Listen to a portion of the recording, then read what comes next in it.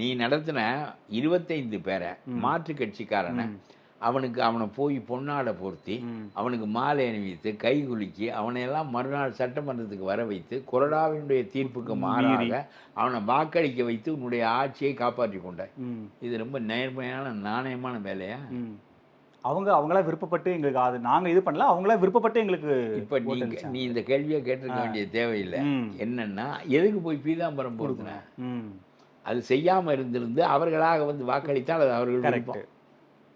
எவனும் செய்ய மாட்டான். பேரம் நான் என்ன கொடுக்குறேன் நீ என்ன கொடுக்குறாங்கிறது அரசியல். நீ எதற்கு போய் பீதாம்பரம் பொறுத்தின? நீ எதற்கு அவர்களோட போய் கை உழுக்குன? அவர்களுக்கு நம்பிக்கை ஊட்டின. ஏதோ இந்த கவர்மெண்ட்ல பெரிய பதவி தரப்போகிறார் இருக்கிறவனுக்கெல்லாம் நம்பிக்கை ஊட்டி எல்லாரும் வந்து போட்டு கடைசியில் அவமானப்பட்டு தன்னுடைய கட்சிக்கு திரும்ப வேண்டிய நிலையோ சில பேர் ராஜினாமா செய்ய வேண்டிய நிலையோ ஏற்பட்டது. ராஜினாமா செய்தது 2வது ஊழல். அவனுக்கு வேண்டியதை பண்ணி நான் உன்னை மறுபடியும் நிற்க வைக்கிறேன், அது பண்ணுறேன், இது தேவையில்லைங்கிறேன். நீ மறுபடியும் மக்கள்கிட்ட நேரடியாக 170 பேரை வைத்துக்கொண்டே நாடாள முடியாது.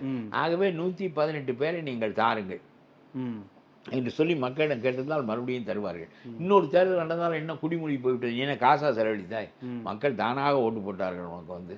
அதெல்லாம் பெரிய அரசாங்கத்தினுடைய பெரிய கடலில் வந்து ஒரு சிறு செலவு. ஒரு தேர்தல் போதிய பெரும்பான்மை இல்லை, என்ன செய்வாய்?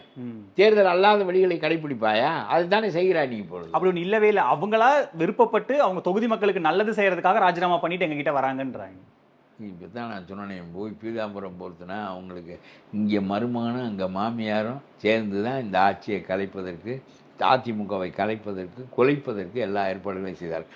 ஒரு பக்கம் மருமகன் மந்திரி, இன்னொரு பக்கம் மாமியார் பணம் வைத்திருக்கிறவர், 2 பேரும் சேர்ந்து அதிமுக எடப்பாடியை விட்டு கிளப்பி கூட்டி கொண்டு வந்தது இவர்கள் 2 பேரும் செய்த வேலை தான். இது நாணயம் கட்ட செயல் இல்லையா?